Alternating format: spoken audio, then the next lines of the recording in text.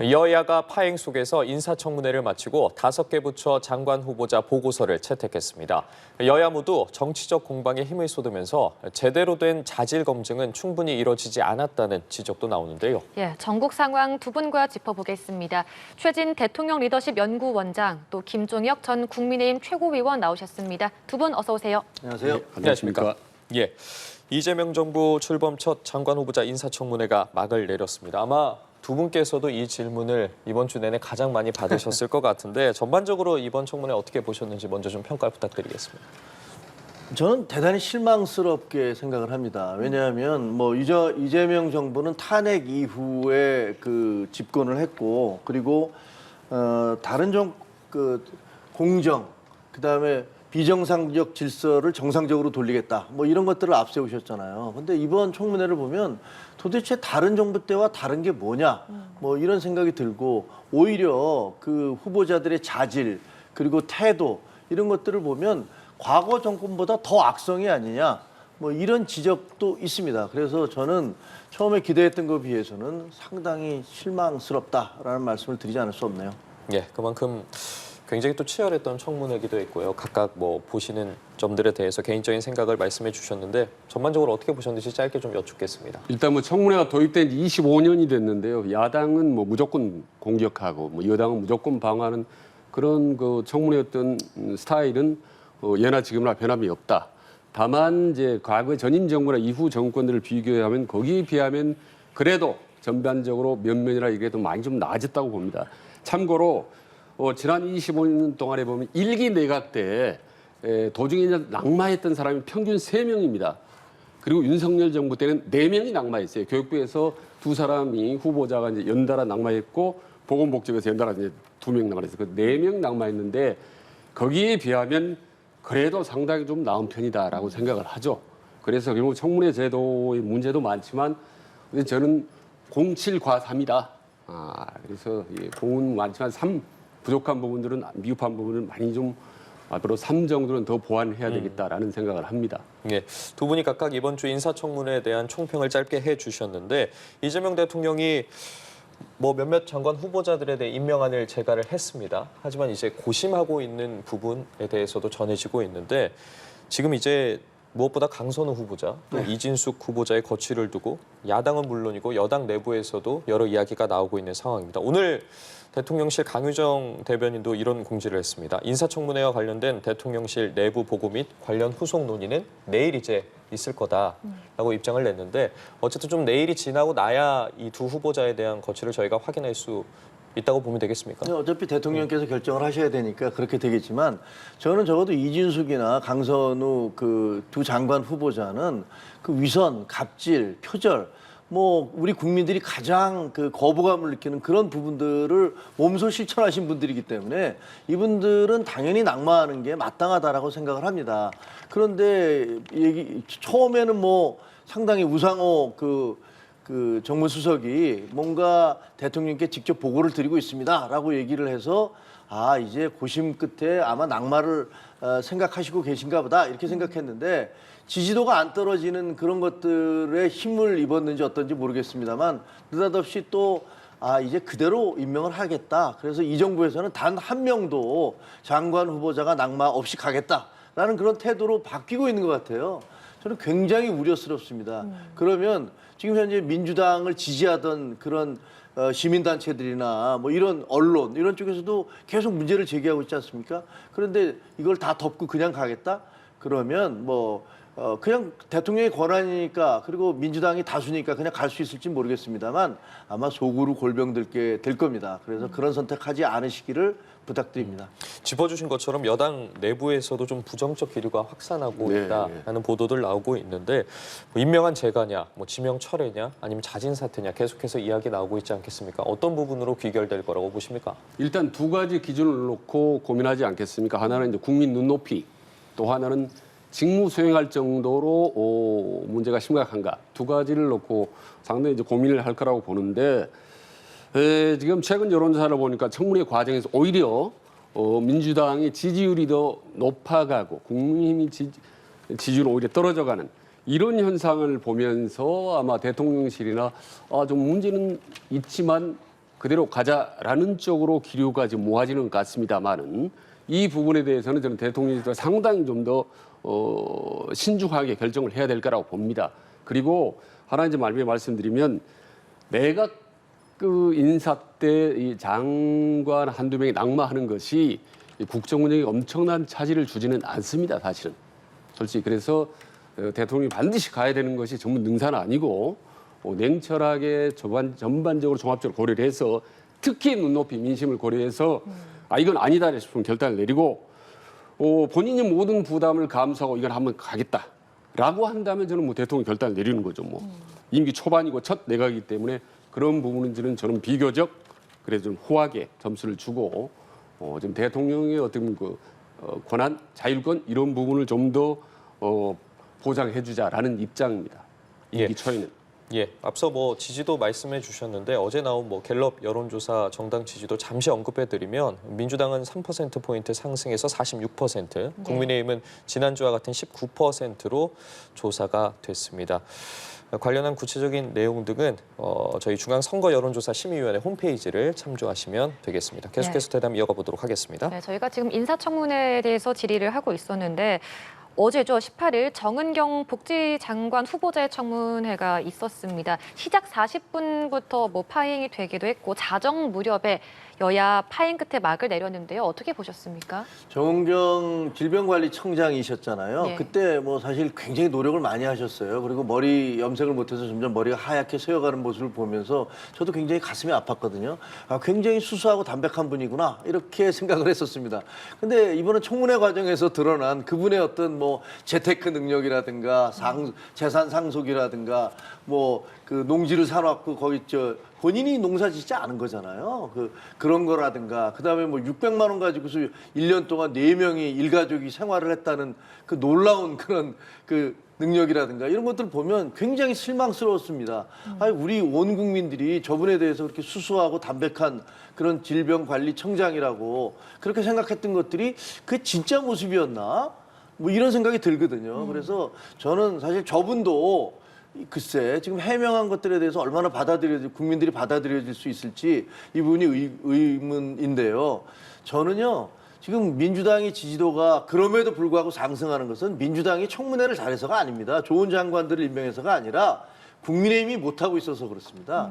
국민의힘이 지금 특검 수사 계속 받고 있잖아요. 압수수색 막 당하고 있지 않습니까? 이런 걸 보면서 국민들이 사실은 저거보다는 야 국민의힘이 또 무슨 잘못을 저지른 거야? 이런 데 관심이 흩어져 있기 때문에 그래서 올라가는 것이고 이런 얘기하면 특검에서 펄펄 뛰겠지만 왜 하필이면 이 청문회 전국에 그 타이밍에 맞춰서 그런 압수수색을 하느냐라는 그런 의구심도 저희 당으로서는 제기할 수밖에 없습니다.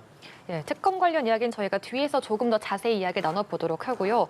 국민의힘 의원들이 동료 의원을 조롱하고 모욕했다라면서 전원 퇴장을 했죠. 민주당에서는 또 의도적인 파행이다라고 말을 했는데 어떻게 보셨습니까? 그때 파행된 시간이 이제 밤 11시간 넘었습니다, 사실은. 그래서 여야 의원들이 이제 많이 좀 피곤했겠죠. 그리고 왜 파행을 했나라고 이제 좀 자세히 들여다보니까 뭐 정은경 후보자를 놓고 이제 여야 여성 의원들이 공방을 주고받는 과정에서 뭐 민주당이 뭐 의원이 뭐 약간 웃기고 있네 뭐 이런 그런 자료 근거도 없이 하느냐 이런 부분이 모욕적이다.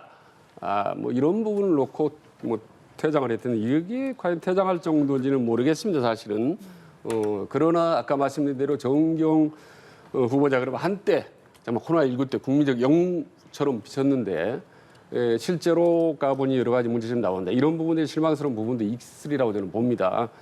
그러나 아까도 말씀드렸다시피 과연 국민 눈높이에 그 정도로 치명적인가라는 부분 그리고 국무 수행에 그렇게 치명적인가라는 부분도 있고 무엇보다도 아까 조금 전에 지적을 하셨다시피 이 국민들의 전체적인 시선이 온통 특검, 예정된 특검, 비상계엄에 대한 여러 가지 어떤 문제 의혹들에 대한 문제점들을 일소하고 청산하는 과정에 집중하다 보니 저런 부분에 대해서는 그렇게 깊이 있게 크게 비중을 두는 건 아닌 것 같아요. 그래서 어떻게 보면 국민이 지고 있는 원죄 때문에 참 여러 가지 큰 물살 속에 휩쓸려 가고 있다라고 저는 보는 거죠. 앞서 인사청문회 채택 보고 인사청문회 보고서 채택과 관련해서도 굉장히 여야에서도 기싸움이라고 해야 될까요? 의견이 분분했었는데 기재부, 산업부, 외교부, 행안부 장관 후보자에 대한 청문 보고서는 채택에 여야가 합의를 했습니다. 다만 정성호 법무장관 후보자에 대해서는 국민의힘 반대 속에 민주당 주도로 표결이 됐는데 어떻게 상황 좀 보셨습니까? 내용을 보면 사실 국민의힘에서는 다음 주 월요일에 이제 보고서를 채택하자라고 제안을 했는데 이제 이루어지지 않았고 어쨌든 민주당 주도로 통과가 됐습니다. 그 기재부, 산업부, 외교부, 행안부에 대해서 협조를 한 건 잘했다고 생각을 합니다. 그냥 관례적으로 거부하는 이런 것들은 잘못된 거잖아요. 그런 거 하나씩 깨가야 되거든요. 그리고 지금 굉장히 경제도 어렵고 외교안보 문제가 심각합니다.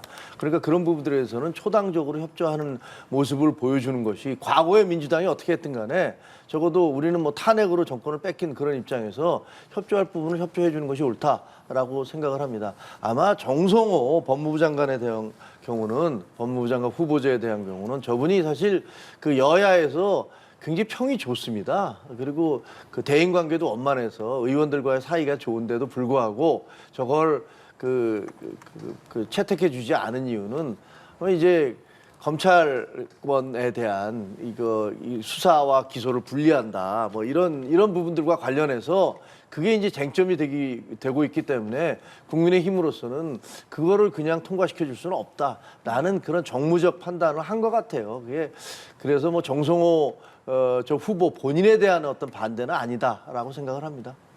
저도 뭐 동의를 합니다. 보면 지금 세계 특감이 전반으로 뭐 국민힘을 압박하고 있는 상태 아니겠습니까? 아마 국민힘에서는 상당히 공포감을 느낄 거예요. 그래서 만약에 정성호 의원 개인이 아니라 이제 새로운 법무부 장관이 등장을 하게 되면 훨씬 더 강도 높은 이런 압박이 올 수 있다라 그런 점에서 국민힘 입장에서 보면 정성호 법무장관 후보자가 태풍 눈 같은 존재이기 때문에 미리 좀 예봉을 꺾는 차원에서 공포탄을 맹렬하게 쏘아대는 그런 모습이다. 그래서 아까 말씀하셨듯이 뭐 정성호 개인에 대한 게 아니라 하여튼 바로 신임 법무부 장관 후보자에 대한 그 강력한 견제에 대한 그런 사인 메시지라고 이제 봅니다. 예, 저희가 앞서서도 좀 말씀드렸지만 김건희 특검이 오늘 이종호 전 블랙펄 인베스트 대표에 대한 압수수색을 착수를 했는데 김건희 특검이 변호사법 위반 혐의로 오늘 오전 이종호 전 블랙펄 인베스트 대표에 대한 주거지 및 차량 압수수색을 실시했다고 밝혔습니다. 또한 다음 주 월요일 10시 소환하는 내용의 소환 통지서를 압수 현장에서 직접 전달했는데요.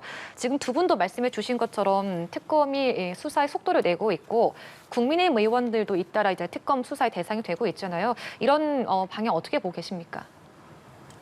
그러니까 이제 의원들에 대한 수사를 하고 있잖아요. 예. 근데 뭐 어떤 경우든 뭐 범죄 혐의가 있다면 그것을 뭐 수사하지 마라 이렇게 얘기할 수는 없다고 생각을 합니다. 그리고 저희 당 같은 경우는 과거에 불체포 특권을 폐지해야 된다라고 주장을 했고 사실 저희도 총선에 출마할 때 한동훈 대표 그때 당시에 비대위원장이 선거본부장이었죠. 그래서 이거 다 사인해라 해서 다 사인했습니다. 출판 기념회 안 하겠습니다. 그리고 무슨 불체포 특권 포기하겠습니다. 그리고 만약에 그 의원이 된 다음에도 무슨 문제가 생긴다면 세비 다 반납하겠습니다. 이런 거 다 사인을 했거든요. 근데 이제 와서 뭐 예를 들면 수사하는 건 무조건 안 된다 이렇게 얘기할 수는 없습니다. 그러니까 그게 뭐 잘못이 있다면 저희가 이재명 대표에 대해서 불체포 특권 뒤에 숨지 마라라고 얘기를 했듯이 똑같은 것이 저희에게도 적용돼야지 그게 공정하다고 생각합니다. 근데 단지 그 시기나 이런 것들을 보면 사실은 그게 우연의 일치라고 얘기를 하지만 하필이면 청문회가 계속 진행되고 있는 가운데 그리고 그 청문회에 대한 채택 여부가 논란이 되고 있는 가운데 그 일제히 압수수색이 벌어지고 그 압수수색도 보면 좀 도가 지나치다라는 느낌이 들 정도거든요. 참고인에 대해서도 다 압수수색을 하고 있으니까. 근데 그렇다면 이것은 무슨 정치적인 혹은 정무적인 판단이 있는 게 아니냐라는 의혹을 가질 수밖에 없는데 물론 특검에서는 아니라고 그러겠죠. 뭐 우리야 무슨 뭐 정치적인 거에 무슨 상관이냐라고 얘기하시겠지만 오비일학으로 그렇게 생각할 수밖에 없다라는 생각을 합니다.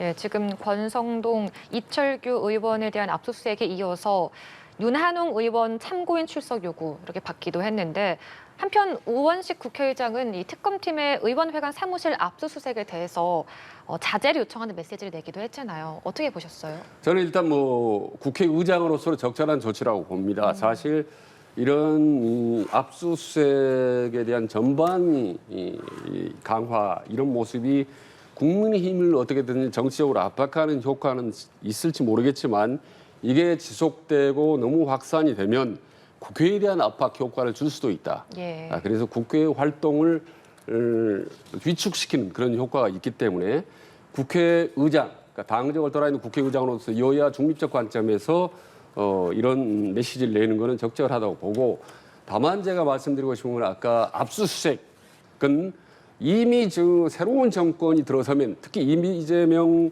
정부가 들어서면 전방위 특검이 가속화되고 많은 압수수색이 예상될 거라고. 그건 예. 충분히 누구나 예상을 했었습니다. 그리고 이미 인사청문회 하기 전에도 특검과 압수수색이 이루어졌기 때문에 이거는 뭐 특히 좀 정치적 의도가 있지 않다고 보는 겁니다. 저는 이들 이미 진행 중에 이 인사청문회 중에 특검도 중단할 수도 없는 거 아니겠습니까? 그래서 그 활동 계속되는 거고, 인사청문회가 끝나면 오히려 더 많은 압수수색이 이루어질 가능성이 높다라고 보는 거죠. 그래서 이 특검에 대해서는 사실 정치권이나 여야나 국민이나 별로 할 말이 없을 거다. 말하자면 힘을 실어줄 수밖에 없는 그런 집권 초기의 분위기다라는 부분을 저는 말씀드리고 싶습니다. 예.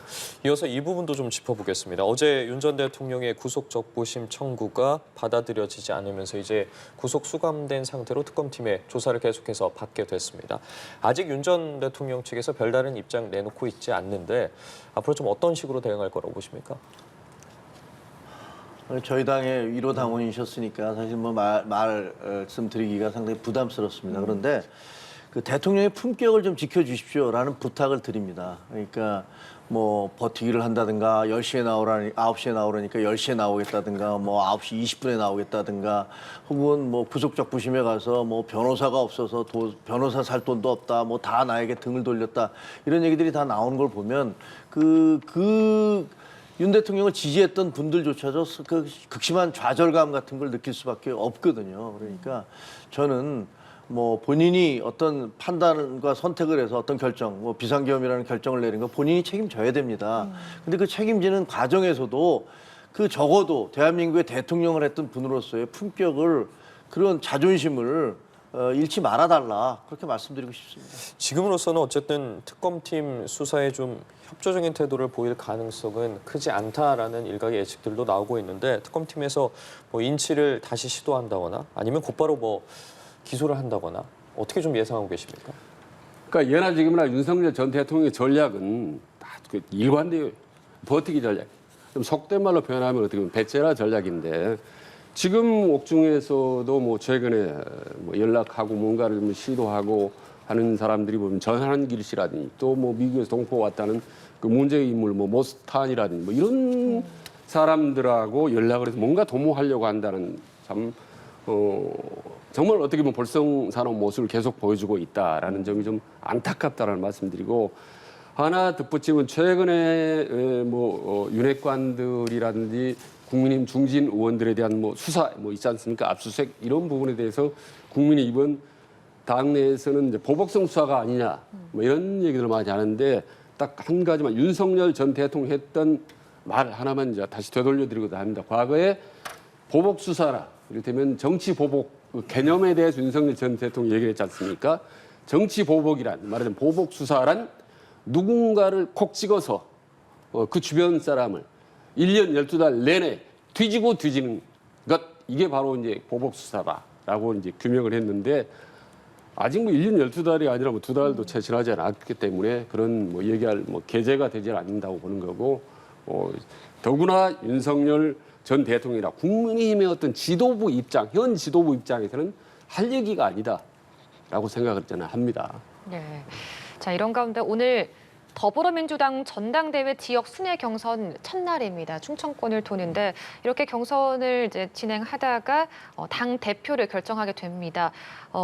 정청래, 박찬대 두 후보가 지금 나온 가운데 충청권 당심은 어디로 향할 거라고 보시는지 먼저 여쭤볼게요.